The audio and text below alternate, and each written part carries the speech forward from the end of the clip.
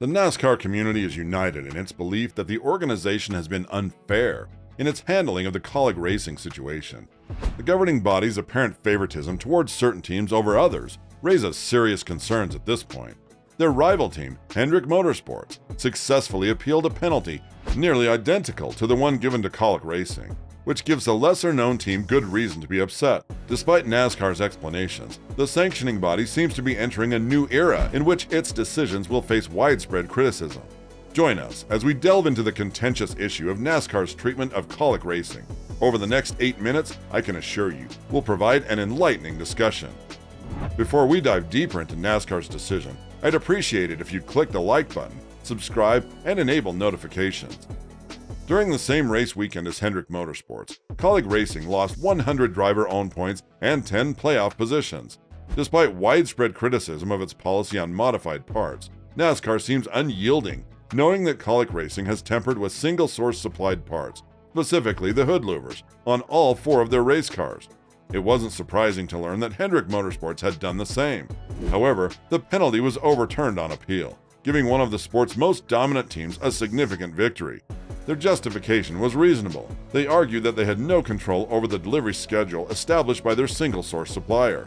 After the Phoenix Raceway event, NASCAR reverted to the original point standings, erasing the penalties applied to Hendrick Motorsports drivers. All 4 drivers for Hendrick Motorsports finished in the top 10, led by William Byron's second consecutive victory. There's debate about NASCAR's handling of Kaulig Racing, but more information is needed. Kaulig Racing wasn't given the opportunity to appeal. The outcome was essentially predetermined by the NASCAR penalty handed down to Hendrick Motorsports. The team's new punishment involves running 4 races without their crew chief and paying $100,000 in fines.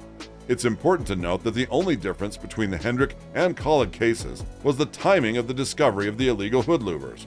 Both times, officials removed the louvers for further investigation, and for the March 12th race, all teams used new louvers while drivers reverted to the old ones.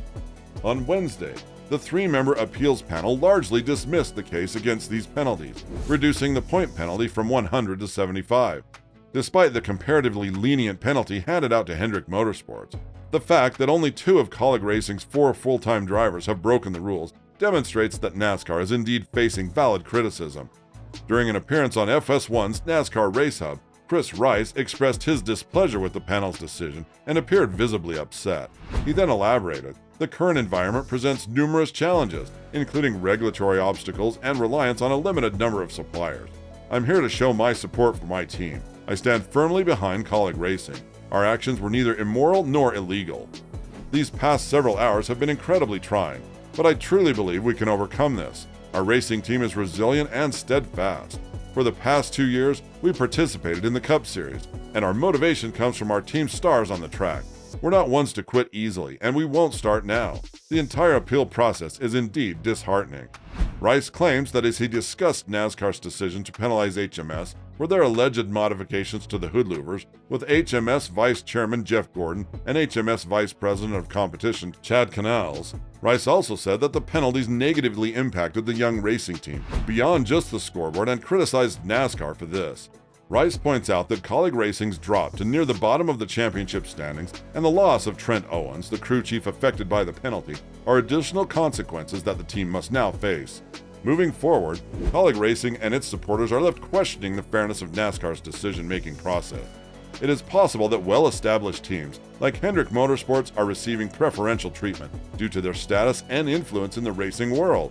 This situation highlights the need for transparency and consistency in NASCAR rulings to ensure that all teams, regardless of their size or popularity, are treated equally.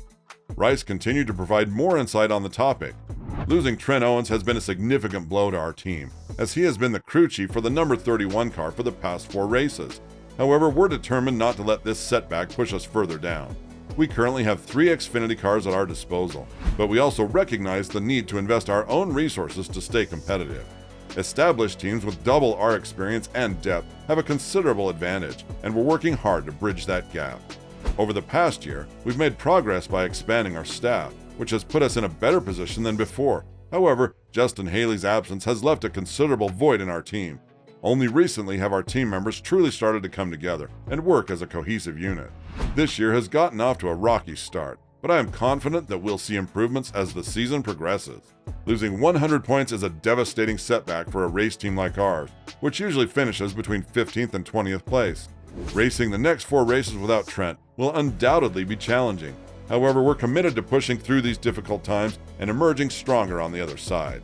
As we continue to navigate this challenging period, we're focusing on developing our team's skills, fostering a supportive environment, and exploring innovative strategies to gain an edge over our competitors.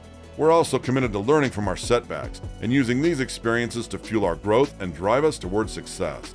In the meantime, we appreciate the support of our fans and racing community as we confront these hurdles. We're determined to prove that our passion, resilience, and dedication can overcome any obstacle, no matter how insurmountable it may seem. Together, we'll continue to chase our dreams and strive for greatness on and off the track. As Kaulig Racing faces these trials, the team's resolve and dedication to the sport will be tested. Time will tell if they can rise above the challenges and secure their place among the racing elite. But one thing is certain, their determination to succeed in the face of adversity will continue to inspire fans and fellow racers alike. NASCAR's actions have led to questions about whether the organization treated Kaulig Racing unfairly, because it doesn't have the same well-established reputation and fan base as Hendrick Motorsports. It would undoubtedly hurt NASCAR's image if they had to admit making mistakes with 2 penalties in the same race weekend, and then had to pardon both teams. Rice continued, explaining that while he acknowledged the seriousness of the penalties, he disagreed that Kaulig Racing was to blame. Around 50 team presidents, crew chiefs, and others in the industry contacted him to express their shock at the appeals court decision. This leads us to wonder whether Kaulig Racing intends to pursue another appeal. Rice shared that he didn't think it was his place to comment on why Hendrick received a more lenient outcome compared to his team. His decision on whether to file a second appeal on behalf of Kaulig Racing remains uncertain. Despite Rice's suggestions that the team might keep challenging NASCAR's decision and push the issue further, regardless of the results, an official announcement from Kaulig Racing is anticipated next week. As fans and racing enthusiasts await this statement, speculation and discussion surrounding the fairness of NASCAR's penalties and the appeals process will undoubtedly continue. One fan captured the feelings of many by writing, "The fans are furious at NASCAR's actions. Unless the appeals panel presents contradictory evidence, I have to assume that brand privilege exists. The name Hendrick should inspire awe and admiration, feelings that aren't associated with their competitors. Even fans of other racing series struggle to follow the events." Brett Giffen, a colleague who serves as a spotter, has been a vocal critic of recent sports decisions. When asked to explain NASCAR's ruling, he became frustrated, saying he'd be furious if his team didn't win the appeal.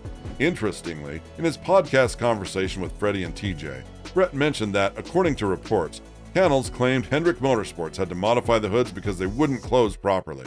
Given the latest revelations and the appeals panel's decision to restore the team's lost points, this situation warrants close monitoring.